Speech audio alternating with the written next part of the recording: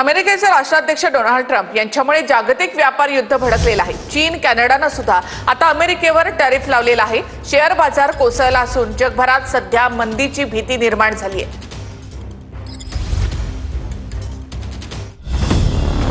ट्रम्पमुळे जागतिक व्यापार युद्ध भडकलं।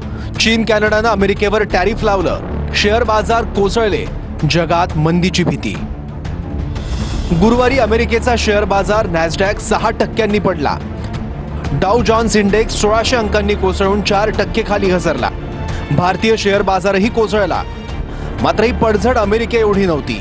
भारतीय बाजार जवळपास 1000 अंकांनी कोसळला। पडझडीचा सर्वात जास्त फटका रिलायन्स इंडस्ट्रीजमध्ये पाहायला मिळाला। रिलायन्सचे शेअर जवळपास 4% कोसळले। जागतिक बाजारांमध्येही पडझड पाहायला मिळाली। जपानचा शेअर बाजार 4.5% कोसळला, तर आशियातल्या बाजारांमध्येही मोठी पडझड। जगभरातलं मार्केट कोसळण्यामागे ट्रम्प यांचं अन्य देशांना आयात शुल्क वाढवण्याचं धोरण कारणीभूत।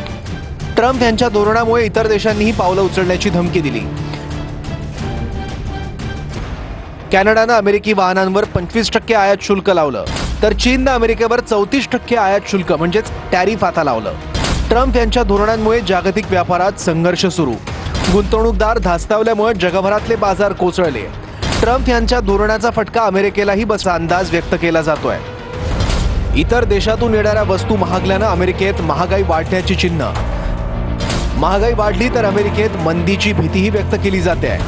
विख्यात ब्रोकरेज हाऊस नोमुरानं अमेरिकेत मंदीचा इशारा दिलाय।